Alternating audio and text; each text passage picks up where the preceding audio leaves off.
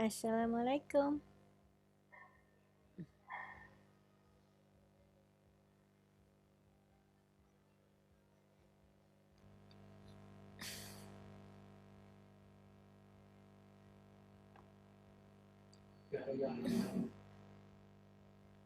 Suaranya Bu Ana jelas enggak ini? Jelas, Bu. Oke.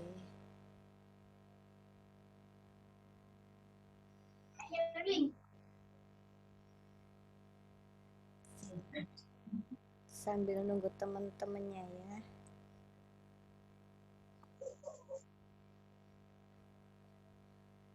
Terus. Cek tak sayang.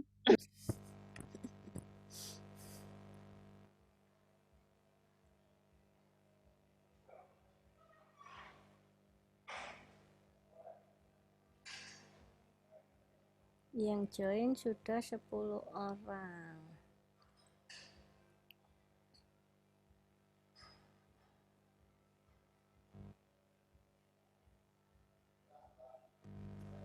Oke, Bu Ana mulai aja ya. Assalamualaikum warahmatullahi wabarakatuh.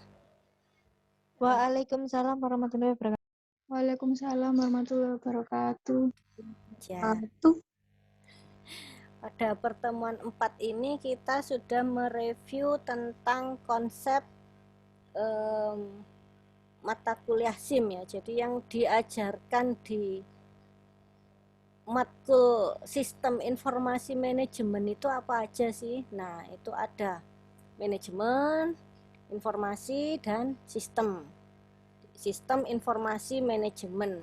Jadi manajemen sudah kita review pada pertemuan pertama. Bu Ana nerangin ada pohon manajemen. Jadi yang dipegang dulu, yang utama sebelum pegang mata kuliah yang lain itu ada 5, yakni pohon manajemen. Apa aja pohon manajemen?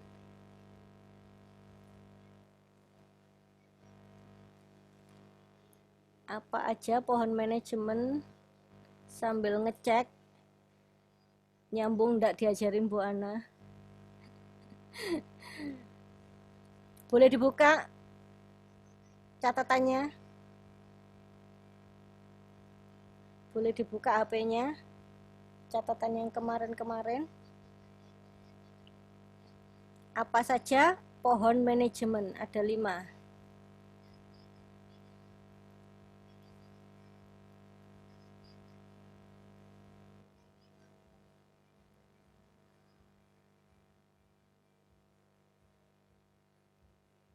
Ayo, Mas Nando, Mbak Alivia, Mbak Anis Putri, Mbak Kristina, Mbak Venti. Apa saja 5 mata kuliah yang ada dalam pohon manajemen?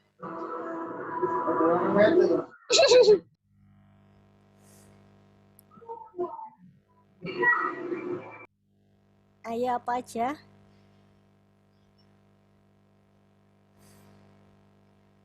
Sajane diajarin Bu Ana nyambung nggak sih?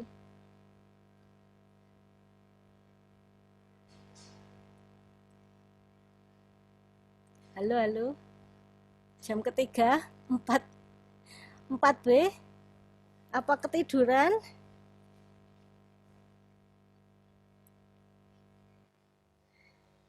Loh, gak komen kabeh ketiduran paling ini. Masih cari, Bu. Lah kok nyari, wong ini loh ada di yang tadi di apa di absensi tadi lah ada sih gambar TM4 konsep sistem. Ini ada tulisannya pohon manajemen, ada 5 loh. Apa aja? Ini loh gambar pohon. Pemasaran, produksi, Produksi. keuangan atau akuntansi, Ini kan cabang utama. Sudah. Cabang yang utama. Nah, anak cabangnya pemasaran apa aja? Anak cabangnya pemasaran itu ada 2.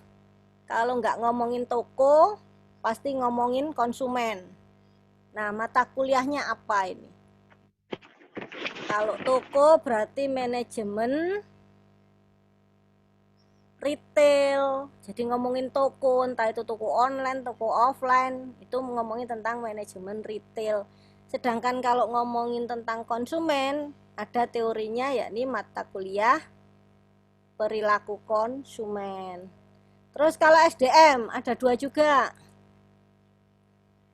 Ada dua juga yakni tentang pimpinan.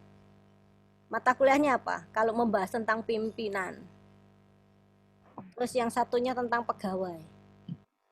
Ayo apa? MSDM.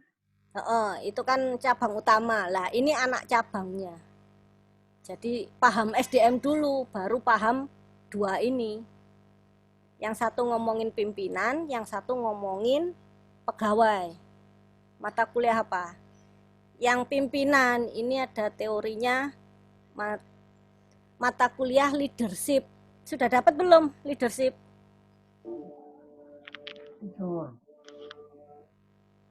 Bisnis terapan. Bukan bisnis terapan, leadership.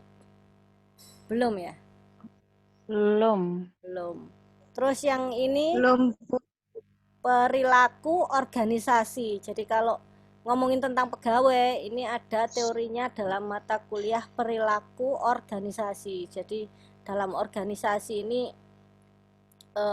bagaimana sih biar komunikasinya lancar. Nah itu biar tidak terjadi konflik. Nah itu jadi antara leader dan pegawai ada mata kuliahnya sendiri-sendiri.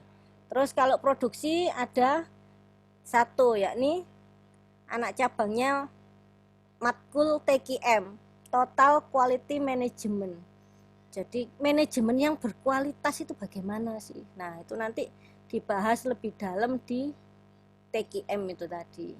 Oke, sudah itu tentang pohon manajemen ya. Terus yang TM2 tentang unggul bersaing. Jadi perusahaan itu kalau mau menang bersaing, itu ada 3 hal yang harus dipahami.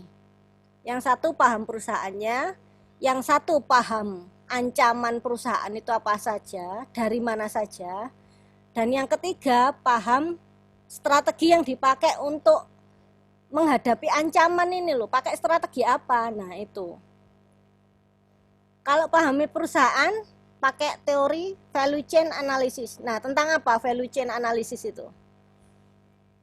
Lupa. Ayo komen, dibuka catatannya tentang TM2 keunggulan kompetitif.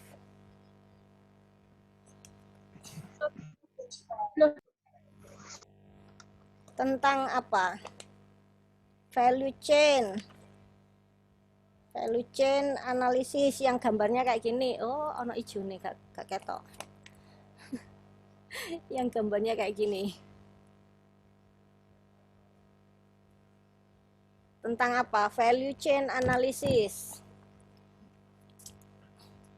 Sakjane diajarin Bu Ana itu nyambung nggak sih? Apa cuma dengerin terus nggak tahu, habis itu blank Bu, gak mau bublas kayak gitu.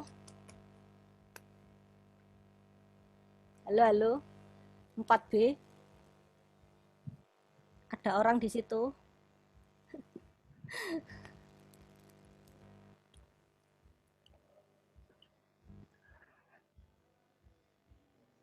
Apa tentang teori value chain analysis itu tentang apa teorinya? Aktivitas yang ada di perusahaan yang mengarah pada manajemen produksi. Ya, pinter. Produksi. Ya. Ya, jadi kata kuncinya adalah aktivitas. Jadi di perusahaan itu loh kegiatannya apa saja. Nah, aktivitasnya apa saja. Kayak kamu bangun pagi aktivitasnya apa? Membantu ibu sarapan, berangkat ke kampus atau berangkat kerja. Nah, kayak gitu loh. Di perusahaan itu ada aktivitas apa? Ada aktivitas pendukung dan aktivitas utama. Mungkin yang lagi bekerja aktivitas utama ya bekerja Bu, aktivitas pendukung kuliah. Nah kayak gitu value chain ya. Terus kemarin menjawab soal yang ini ancaman perusahaan, banyak yang kopas dan yang dikopas adalah bahasa baku. Jadi Bu Ana nangkepnya banyak yang nggak paham gitu loh. Kalau kalian jawabnya pakai bahasa kalian sendiri, itu pasti ketahuan bukan bahasa baku. Soalnya Bu Ana baca sendiri itu juga bingung, maksudnya bagaimana ini? Pasti kopas dari temen apa kopas dari Google, yang jelas jawabannya sama. Dan sama-sama bikin nggak mudeng. Nah itu, jadi Bu Ana mau nge-review lagi. Teori Porter Five Force. Porter Five Force ini adalah ancaman perusahaan, bukan peluang keunggulan, bukan. Jadi kalau peluang keunggulan itu pasti ngomongnya tentang strategi. Jadi strategi menghadapi ancaman. Kalau ancaman ya ancaman. Ancaman itu bisa berasal dari pesaing atau pembeli atau pemasok. Kalau pembeli itu bisa menurunkan harga, maksudnya pembeli itu suka nawar-nawar, nah kayak gitu. Kalau pemasok itu sukanya naikin harga kulaan ya kan, bahan baku. Nah, itu adalah ancaman perusahaan. Terus strateginya ada 3, apa saja? Tahu enggak? Dibaca apa cuman lewat catatannya Bu Ana? Ayo coba. Strategi umum Strategi ada umum. 3. Nah, apa saja? Low cost, diferensiasi sama fokus. Ya, jadi kalau low cost itu kan artinya low itu kan rendah, cost itu kan biaya. Jadi strategi yang mengandalkan biaya paling rendah. Jadi dia bisa bersaing di pasar dengan harga termurah. Nah, ini adalah low cost leadership. Sedangkan diferensiasi itu adalah dari kata different. Different itu berbeda atau unik. Jadi dia di sini bermain kualitas, dan kualitas otomatis bicara tentang harga yang mungkin setinggi langit. Nah itu. Jadi kalau kalian mau ngomongin kualitas ya kalian harus berani membayar berapapun atas barang tersebut. Tapi kalau kalian ngomongin tentang produk daily atau produk yang habis pakai, sekali pakai buang, nah ini adalah strateginya biasanya pakai yang low cost. Sedangkan kalau ini biasanya berhubungan dengan gadget atau berhubungan dengan hal-hal yang ini ya, berhubungan dengan bukan kebutuhan tapi keinginan, lebih apa namanya, kalau orang butuh HP buat komunikasi, nah itu adalah kebutuhan. Tetapi kalau sudah berhubungan dengan merek apa, harganya berapa, uangnya yang dipunyai berapa, ini berhubungan dengan keinginan. Jadi bedakan antara kebutuhan dan keinginan. Kalau keinginan ini semua orang pinginnya HP yang terbaru, yang termahal ya kan, tapi balik lagi menyesuaikan kantongnya, kuat enggak, nah kuat seberapa, nah itu. Oke, sampai di situ tentang strategi perusahaan ya. Jadi ada TM1 sudah, TM2 tentang unggul bersaing, kemudian TM3 tentang informasi. Nah, dalam informasi ini Bu Ana membahas apa kemarin? Boleh dibuka catatannya. Ada hierarki apa aja di situ? Ada tingkatan apa aja di situ?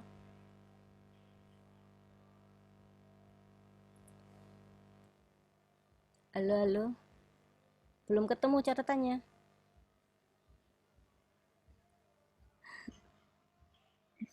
Atau sudah ngantuk semua ini? Ini loh, ada 2 hierarki, yang satu DIKW, yang satu level manajemen. Nah, DIKW ini adalah data, informasi, knowledge atau pengetahuan, dan wisdom. Nah, hubungannya apa dengan level manajemen ini? Ada lower level, middle management, ada top management. Hubungannya apa dua hal ini? Jadi di lower management itu yang di handle adalah data ini tadi. kegiatan operasional, jadi pengumpulan data, kemudian mengorganisir data, nah kemudian dilaporkan di middle management tadi. Jadi yang level 2 ini berhubungan dengan informasi. Jadi data yang belum diolah ini oleh manajemen level tengah ini diolah menjadi informasi. Nah, diolah ini artinya diapain sih data itu? Ada di sorting, ada di grouping, dikelompokkan. Nah, kayak gitu. Misalnya gini, ada data pegawai, kemudian ada data absensi. Nah, di sini ada data gaji. Nah, 3 data ini dikombinasikan. Mungkin ada pegawai yang rajin, mungkin ada yang pegawai tidak masuk 10 hari. Nah, ini berhubungan dengan gaji. Nah, itu adalah informasi. Jadi data, 3 data ini tadi dikombinasi, dicari maknanya menjadi satu informasi. Nah, sedangkan tugasnya pimpinan atau top manajemen ini adalah mengurusi tentang pengetahuan dan wisdom. Jadi bagaimana caranya membuat keputusan yang sesuai dengan hati nurani. Di sini artinya wisdom itu kan kebijaksanaan. Jadi bagaimana keputusan yang mengayomi semua pegawai di bawah ini loh. Nah, itu ada wisdom. Selain pengetahuan juga harus punya wisdom. Jadi pemimpin itu jangan asal untung saja, tetapi juga harus memperhatikan kesejahteraan pegawainya. Nah, itu adalah pimpinan yang baik dan benar seperti itu. Udah tahu ya hubungannya. Terus kita lanjut ke sistem. Jadi kuliah sistem informasi manajemen ini mengupas satu-satu sistem itu apa, informasi itu apa, nah manajemen itu apa. Nah, giliran TM4 kita mengupas tentang sistem. Di sini ada definisinya. Apa definisinya? Definisinya apa? Definisinya. Definisi sistem.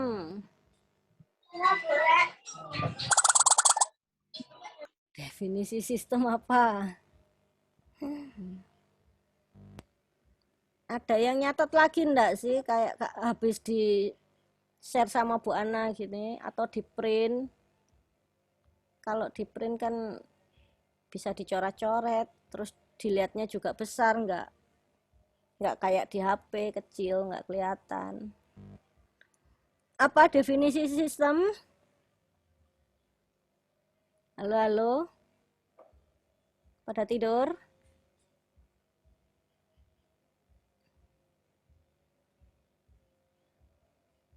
Gak tak jak jalan-jalan loh. Nek gak ngerti definisi nih. Ayo apa definisinya?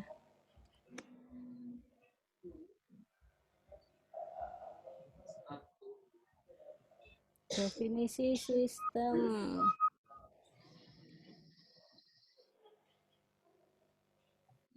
Ayo Mas Lukman Hakim, definisi sistem apa?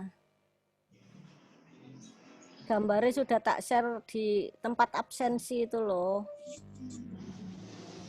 Gak tak jak jalan-jalan loh nek gak ngerti definisi ini sistem.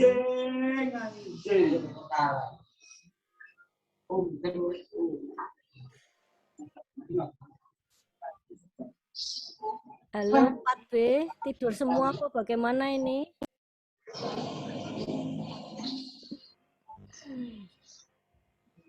Empat B, halo.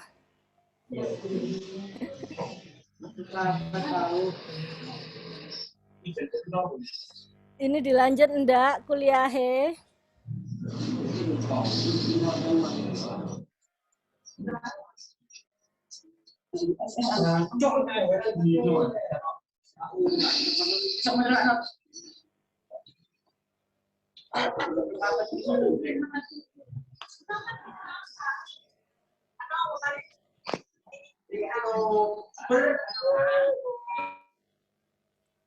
Ayo 4B, kok silent mode on?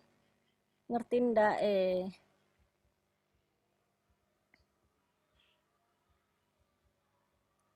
Mbak Jihan, apa definisi sistem? Sekumpulan elemen yang saling terkait atau terpadu. Tuh ada terusannya loh, Jihan.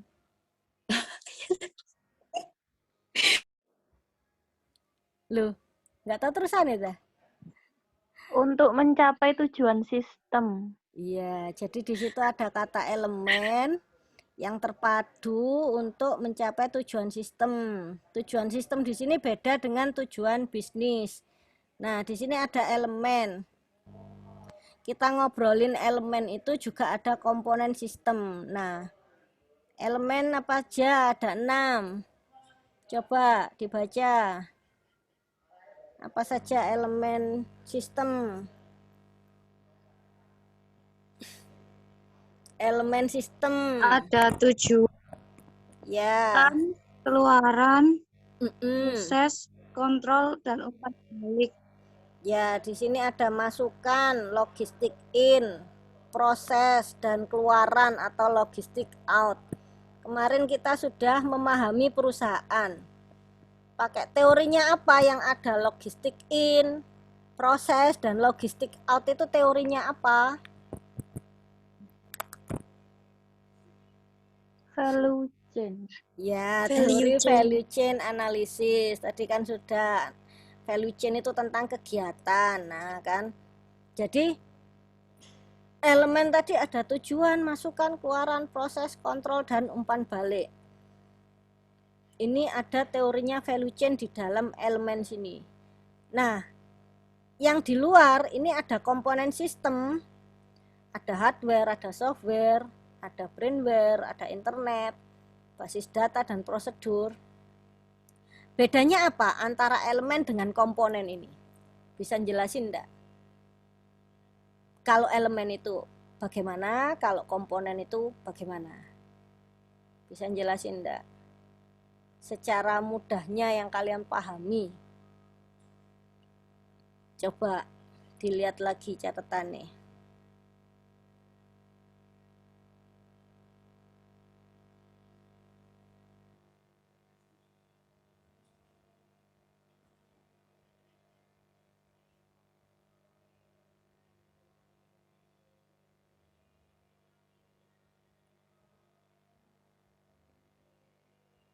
Ayo. Tahu nggak bedanya elemen sama komponen? Kita jalan-jalan dulu aja. Pada ngantuk semua. Mau kemana kita hari ini? Kita mau ke Amazon.com. Jadi kayak Shopee-nya Indonesia ya.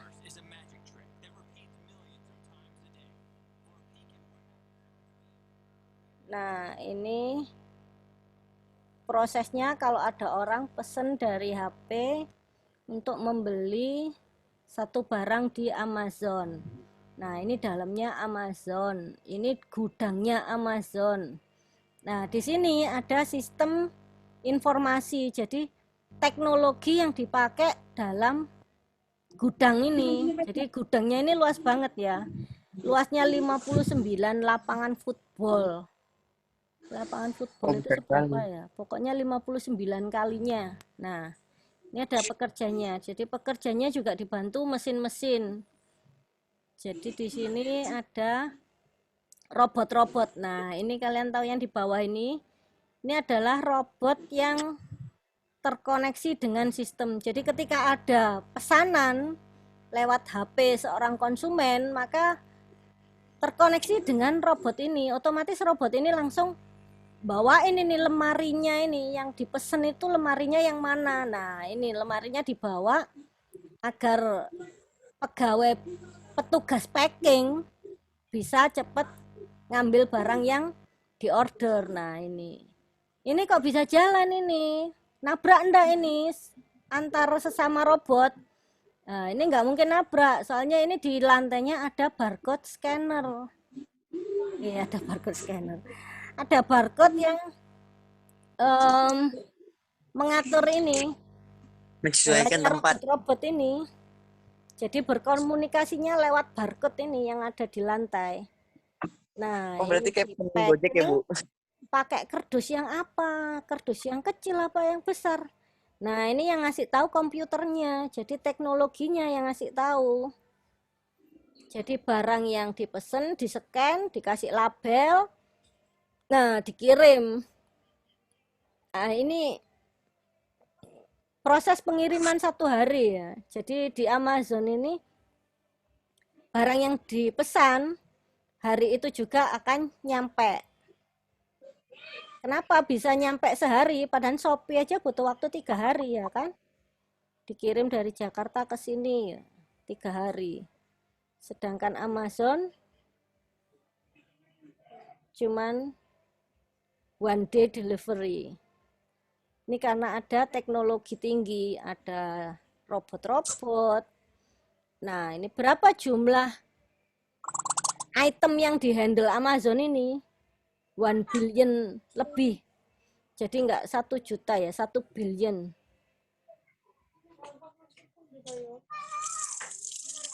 Jumlahnya yang di cover banyak banget. Kalau misalkan sistemnya down, nah ini bisa mengurangi laba perusahaan, bisa dikomplain oleh konsumen. Nah,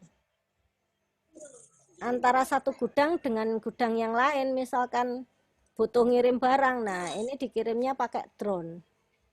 Nah, ini drone yang ngirim ke gudang yang lain, karena gudangnya itu luas banget, ada 59 kali lapangan football. Nah, ini.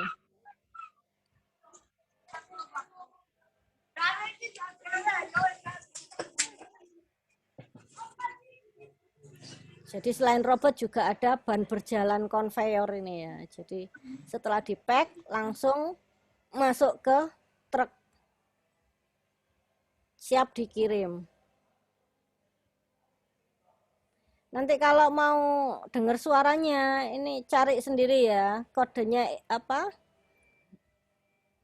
Tulis saja, ketik aja insideamazon.com. Soalnya enggak ada suaranya di sini. Siap, Bu. Nah, ini ketika sampai di rumah konsumen. Jadi kalian tahu sistem itu seperti apa. Oke, balik lagi ke catatannya Bu Ana. Jadi tadi kan ada elemen. Nah, elemen di sini itu tadi kan aktivitas. Nah, aktivitasnya di Amazon itu apa? Ya dari supplier ngirim barang, dari supplier itu nggak langsung ditaruh di rak, tapi lihat dulu apakah barangnya ini per piece itu sudah ada barcode-nya. Nah, kalau belum ada, sama Amazon dikasih barcode dulu, setelah itu baru ditaruh di rak penyimpanan. Nah, ketika ada orang beli, maka barangnya bisa langsung diambil sesuai dengan barcode-nya itu tadi. Oke, dari sini elemen tahu ya. Terus komponen, ada hardware, software. Tadi bedanya komponen dengan elemen, sudah ada yang tahu? Tadi kan sampai sini. Hardware, software, dibandingkan dengan elemen. Hubungannya apa? Halo, halo.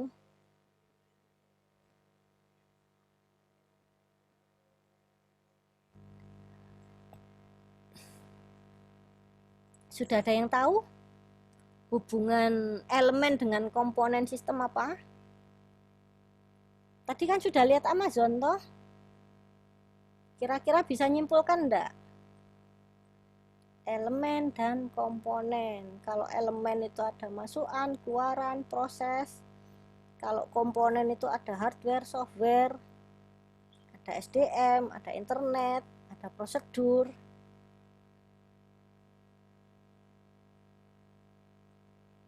Coba ada yang bisa nganu enggak? 4B 4B apa ketiduran semua?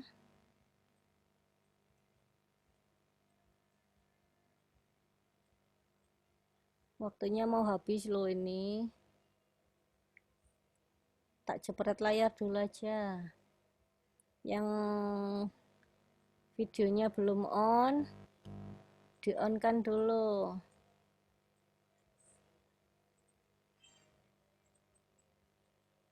Sudah on semua? Mbak Indah, Mbak Aiswara, Mas Nando. Mas Nando keliru Mbak Dinda.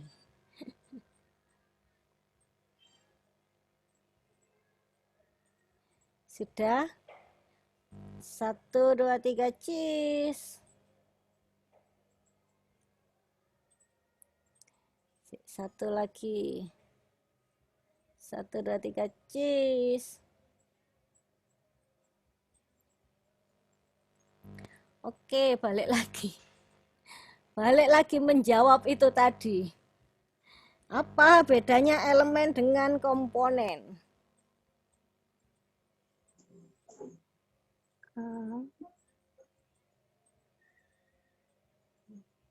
Halo. Kurang 8 menit. Elemen itu Ya, kenapa elemen? elemen itu bentuk, tapi kalau komponen itu kelompoknya. Bentuk bagaimana? Bentuk, maksudnya bagaimana bentuk itu?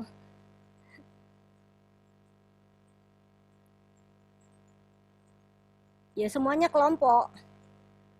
Semuanya berbentuk. Ayo yang lain coba. Tadi kan dikatakan elemen itu adalah di dalamnya ada teori value chain. Nah, di dalam value chain ini ada apa toh tadi yang Bu Anat tadi bilang pagi ada yang bantu ibu, ada yang kerja, ada yang kuliah. Apa ini? Aktivitas. Nah, iya ngomong aktivitas saya kok ya ngeleram. Ya kan? Di sini ada masukan, itu maksudnya logistik in. Kegiatannya itu apa? Oh, memasukkan barang, memasukkan bahan baku. Terus kegiatannya apa setelah memasukkan bahan baku? Ya diproses, Bu. Ada pegawai, ada mesin-mesin. Oke, kegiatan lanjutnya apa setelah diproses? Ya kalau sudah jadi ya dikirim ke konsumen, Bu. Nah, itu loh, itu aktivitas. Terus, komponen ini apa? Elemen sudah terjawab, aktivitas.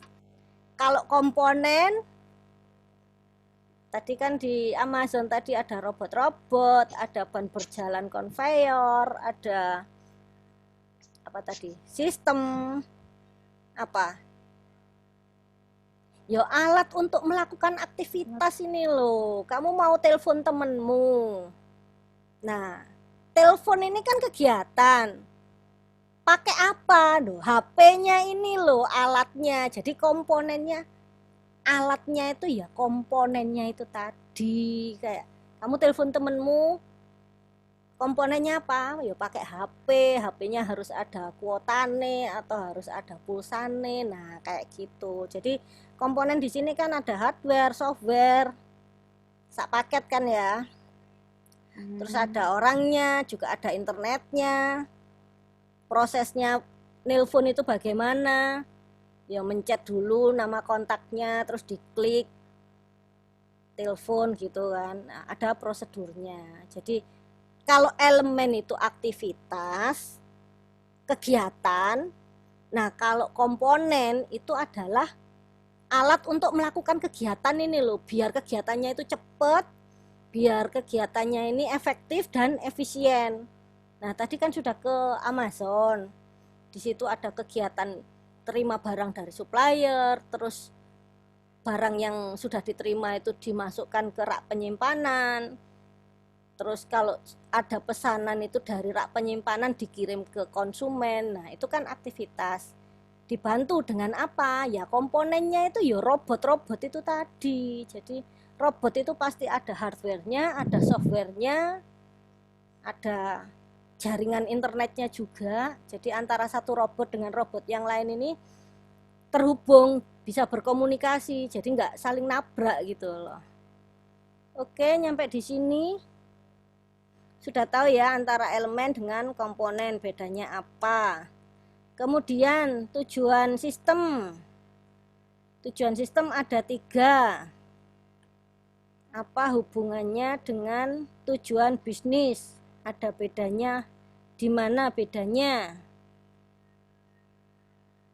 Kalau tujuan sistem itu ada fungsi manajemen, ada pengambilan untuk mendukung pengambilan keputusan dan untuk mendukung kegiatan operasional, ada 3.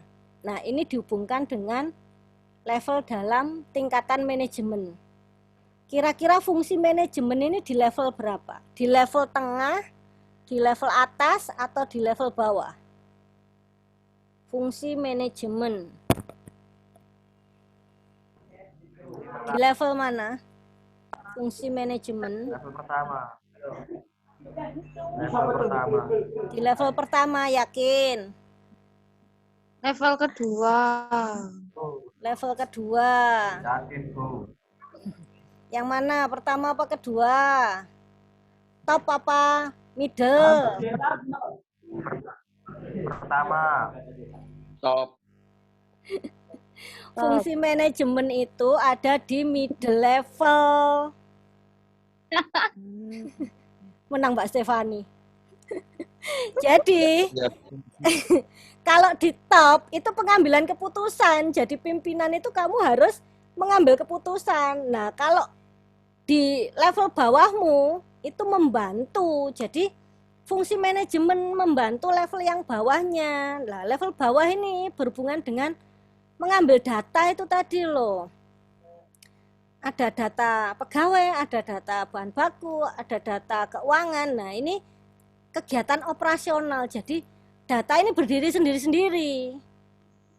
Ada data pegawai, ada data absensi. Di sini ada data gaji, ya kan? Ini di level paling bawah data-data ini. Lah kalau 3 ini disatukan, itu di level tengah. Jadi maknanya apa sih 3 data ini kalau disatukan? Itu di level middle management. Jadi fungsinya memanage itu ya mengorganize ini tadi loh. Kalau di level bawah itu mengumpulkan data-data mentah. Tapi kalau di tengah itu memanage. Dari data mentah itu diolahnya bagaimana? Ya dikelompokkan. Data keuangan ya keuangan, data SDM ya SDM, data produksi ya produksi. Nah, ini dikombine, digabung, biar balance, maknanya apa. Nah, ini untuk pengambilan keputusan di level atasnya, kayak gitu. Udah, ngerti ya? Ngerti gak ya? Wis ngantuk kabeh ta iki. Ngerti, Bu. Ngerti ya? Gampang kan ya? Teorinya itu Putus ya, Bu. gampang. Oh? Gampang, Bu. Putus-putus ya wis, nanti YouTube nggak putus-putus. Teorinya gampang. Nggak putus. Iya betul. Biar enggak jadi mantan, disambung.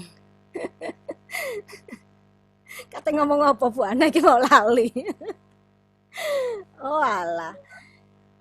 Ada tujuan sistem. Mantan, Bu. Balik ke laptop sih. Ada tujuan sistem, ada tujuan bisnis. Apa tujuan bisnis? Kalian kalau pengen buka usaha itu pengen dapat apa? Nah, itu tujuan bisnis. Untung. Dapat untung. Terus apa lagi? Ada 3. Dapat untung. Terus apa?